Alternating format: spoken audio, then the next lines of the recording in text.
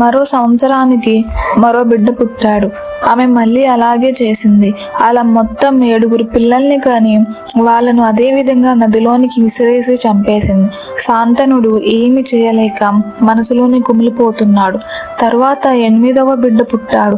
కానీ ఆమె మళ్ళీ అలాగే చేయబోతుంటే శాంతనుడికి కోపం ఆపుకోలేక, గంగా, ఎందుకిలా చేస్తున్నావు?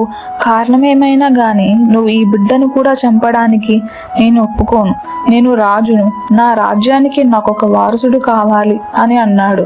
దానికి గంగ, ఈ 8 మంది పిల్లలు పూర్వజన్మలో 8 మంది పశువులు.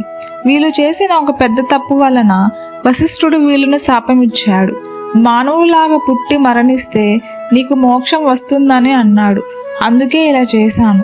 అయినా మీరు నాకు ఇచ్చిన మాట తప్పారు కాబట్టి మన షరతు ప్రకారం నేను ఈ రోజు నుంచి మిమ్మల్ని వదిలివేస్తున్నాను. అలాగే వద్దన్నారు కాబట్టి ఈ బిడ్డను నేను చంపను, పెంచి పెద్ద చేసి తర్వాత మీకే తిరిగి ఇచ్చేస్తాను అని చెప్పి రాజును వదిలి పుట్టిన శిశువుతో సహా వెళ్ళిపోయింది. కొన్ని సంవత్సరాలు గడిచాయి.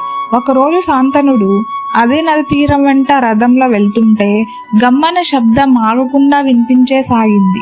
ఆ శబ్దమేమిటో చూద్దామని అటువైపు వెళ్ళే అక్కడ ఒక 16 సంవత్సరాల వయసు కుర్రవాడు ముఖంలో తేజస్సుతో వెలిగిపోతూ తన చేతుల్లోని విల్లును నదివైపుగా ఎక్కుబెట్టి చాలా వేగంగా బాణాలు వేస్తూ కనిపించాడు. శాంతనుడిని వినిపించింది ఆ వింటి శబ్దమే. ఆ బాణాలను ఎవరిని వేస్తున్నాడని చూస్తే ఆ కుర్రవాని ముందున్న నది మధ్యలోనికి బాణాలను వేస్తూ వాటితో ఒక ఆనకట్టలా కట్టి నదిని ఆపివేశాడు. ఆ వింతను చూసి శాంతనుడు ఆశ్చర్యపోయాడు.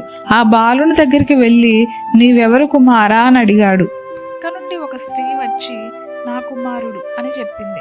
ఆవిడెవరో కాదు, శాంతనుడి భార్య గంగయే. అంటే ఆ కుమారుడు శాంతనుని కొడుకే. మీకిచ్చిన మాట ప్రకారం వీరిని పెంచి పెద్ద చేసి మీకు అప్పగిస్తున్నాను అని చెప్పి గంగ వెళ్ళిపోయింది.